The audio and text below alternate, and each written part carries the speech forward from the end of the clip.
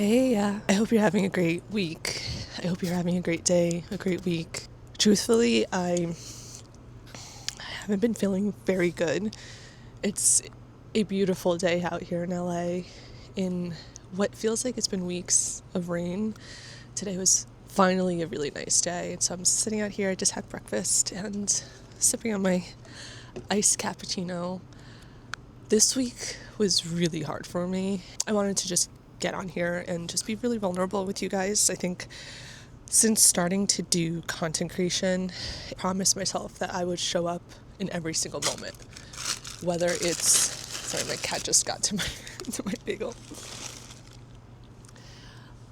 Get out. Oh my God, too many animals around. I have my bacon, egg, and cheese here, so they're both trying to get some, even though they already got plenty, both of you.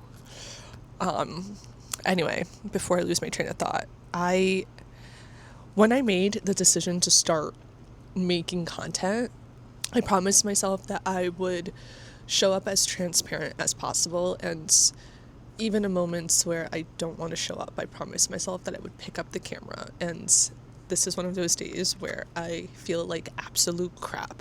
I had a really hard week, and I feel like I need to just get right through it and go through these tough moments like head on and still pick up the camera and still be vulnerable and just be human on here. I think that with content, we are so used to things looking so perfect that we sometimes fail to show the reality of life. I want to be different. I want to always be really real and show the reality of everything. This week, I feel like I'm going to get emotional speaking, but this week we lost our family dog. He was 10 years old, so he was old, and he was a boxer. So if any of you have boxers, you know that they don't have the longest lifespan. But, you know, sorry. It was hard for our entire family, because it happened out of nowhere. But it was a hard week, and it was the first week of 2026. So as you can imagine, we started our week off. We started our 2026 with a huge loss. And I think it hit me really hard because I live away. I was the one who brought Knox home. He was my 21st birthday gift, and he lived with me in college. He was just the best dog. He lived with my mom at home. Shortly after college ended, I moved to New York City, and he just couldn't adapt to city life. He was a very anxious dog, so New York was just too much for him, like the cars, the noise. He was really afraid of like bicycles and luggages, and in New York you have to be tough, and Knox was really sensitive. He was a big boy, but he was definitely a sensitive soul, so he had the best life living at home in the suburbs where it was nice and quiet with my mom, and he became very attached to her and her to him. So as you can imagine, my mom also took it really hard. She's still taking it hard, and as you could see, our entire family is. So the start to 2026 was really tough for our family. I also stopped gardening, so I think I stopped cold turkey, and that in itself has been really hard, harder than I anticipated, if I'm going to be very honest. I think just my anxiety levels have been so high to the point where like the littlest triggers have been setting me off. Poor Kenny has been dealing with a lot of different emotions from me. Just like little things have been really amplified. I've gardened for over 10 years, and quitting cold turkey probably was not the smartest thing, but I promised myself that in 2026 I was going to really focus on my health and wellness, and I've been on this health and wellness journey for years now. Since we moved to LA, I've really been super focused on my health. With health, we sometimes fail to understand that it's not just going to the gym and eating right. We also have to focus on our mental health. And I think that gardening like really masked a lot of things for me. It was really just like a quick fix, a quick dopamine fix. Talking to ChatGPT, I learned a lot about withdrawals and how it just shows up very differently for different people. For example, Kenny and I have been together for over 10 years, and we've been gardening for those 10 years together. So the way he is going through withdrawal is completely different than the way I'm going through it. His is more of like physical, like he's getting a lot of like sweats, like especially at night, like night sweats. But I'm getting more of like the mental side of it, where I'm getting really anxious, super emotional, like little things are just setting me off and making me cry. Last night, I started crying out of nowhere because I was like, we don't own a house. We don't own a house, and we're married and we're trying to have a kid, and what are we gonna do? And I just started crying. So it's just like these moments of spiraling. So, and obviously having a very big loss in the family, it's almost like the timing was not great. But you know, life has a very funny way of working, where I know that this is for the best, and I know that me stopping to garden I have a bigger purpose and a bigger goal in mind, which is to be a mom, and that is my driving force. So I have to sometimes just hone in and remind myself of why I'm doing what I'm doing, even though it's hard. But as you can tell, I've been an emotional wreck. I've been so anxious.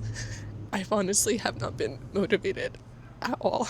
I had so many things that I wanted to like record and do, but I can't get myself to show up. And today I said to myself, we're gonna stop. We're gonna be stronger than this, because mental health is something that we have to really take seriously. But I do believe that moments like this are crucial for growth. Although I'm going through it, I still feel like I need to pick up the camera and record and be real with you guys. So this is me just being very, very vulnerable and still showing up even when life feels really heavy. The start of 2026 was tough, but there's only up from here. And this year I have a very good feeling that it's going to be a good year. We have so much in our pipeline for plans of life. Kenny and I, our lease is up in LA, so we are consistently chatting through our next steps of life, of where we want to be, what we want to do. A common theme that keeps coming up, that I keep feeling this pull, is moving to SF. For those of you that are new here, Kenny and I have been living in LA for 5 years now, which honestly feels wild to even say, because it feels like we just moved here. We're both originally from New York, so we both like a city. I think in my heart, I will always be a city girl, but I do love the beach.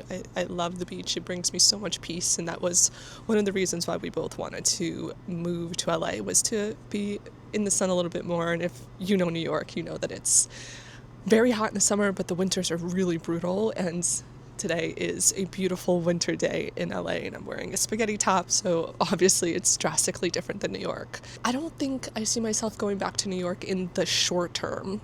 Maybe the long term. My family's from there, so you never know what life is going to do. You never know what the universe is going to drag you into, but I do know that Kenny and I are both the type to want to explore new places. So SF is somewhere that we've been talking about a lot. It's been a city that's been really pulling me for years. I remember when I first graduated from college, I got a job opportunity out in SF. I remember I accepted it, and then I went back and declined it because I was still dating Kenny, and I felt like if I had taken that opportunity, we probably would not have ended up together. So I ended up declining it because I loved him and I wanted to be around him. But then, you know, a few years later, the universe allowed us to come together to LA. So here we are. Now that our lease ended, we are talking a lot about our next steps and next move in life. And I'm 31. I cannot wait to be a mom, but at the same time, I can very much wait. It's something that is scary to me, but it's something that my entire essence craves. I can't wait to start my own family, but I don't want to rush it. I want to do it where I feel really ready and intentional about it. I do feel ready, but I want the circumstances to be a little better in the sense of our home. Like, we are right now living in a beautiful one. Oop. We're living in a beautiful townhouse, very grateful for it, but it's a 1-bedroom, and I don't want to bring a kid into a place where it feels a little tight. I know so many people do it with 1-bedrooms, but I just feel like, myself, knowing me, I need time for myself, and I feel like if I have a baby in a room where I also want to get some sleep, I feel like I'm gonna lose myself a bit. So my goal is to eventually move out of here. Timing is a little up in the air right now. We both work from home, so that's the biggest benefit to us, and we're trying to really take advantage of that. So we are thinking of heading up to Esse soon to kind of check it out, see if we actually really like it, then go from there. But this year we have some plans to go on some vacations. We'll have plans to get pregnant. So my focus for the first half of the year is really to hone in on being completely sober, focusing on my health and wellness and my mental health, and really focusing on eating foods that fuel my body, on getting good sleep, on building that routine that really fuels me. And that is with also content. Getting into my routine again. I have a really good schedule that I love. I work my day job from 6 a.m. to 2 p.m. So after 2 p.m. I have so much time to record and go to the gym, and these are things that like really, really fuel my cup. I want to get into that routine again, and this week I haven't been able to just show up, hence why I picked up the camera today and I said, you know what, I'm tired of being in this funk. I'm tired of feeling just so out of it, like so not myself, and I know that this is part of withdrawal and part of healing and getting my dopamine levels back to its normal place. So I have to be really patient with myself and gentle with myself and really listen to my body. And I think that's been really hard for me with so much things going on and so many plans to plan. And I'm super type A. I like to plan everything. I like everything to be super organized, and life sometimes just isn't like that. And for me, it's a learning curve to also just let go and just trust that the universe is always going to be there for you. So 2026 for me is allowing the universe to play out the way it's supposed to play out. It's letting go of control and allowing myself to be able to control what I can control, which is showing up for myself, eating right, allowing myself to heal, and just loving myself regardless. I hope you guys appreciate a moment like this of vulnerability, and one thing that you can guarantee from me and my content is real authenticity. I promise you that I'm going to always show up and be honest with you and real, and moments like these I hope that you guys can also appreciate. I know that when I look at other people's videos and see someone going through it, it almost feels nice to know that I'm not alone. So if you had a rough start to your 2026, you aren't alone. I'm here, and I can't wait to continue connecting with you guys.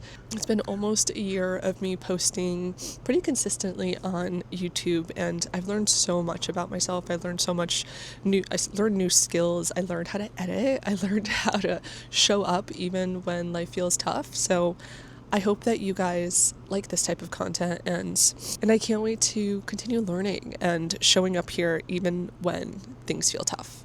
Now, the plan for this week is really just to survive and do the things that fill my cup, and that's moving my body. It's eating good food. It's allowing myself to feel. Something that I haven't been very comfortable with in life is allowing myself to feel emotions. I've always been someone to kind of suppress those emotions when they come up and just kind of, dust things off and just keep moving and see that they're not that big of a deal. But the more you suppress, one day your pot will overflow, and that's kind of exactly what's happening right now.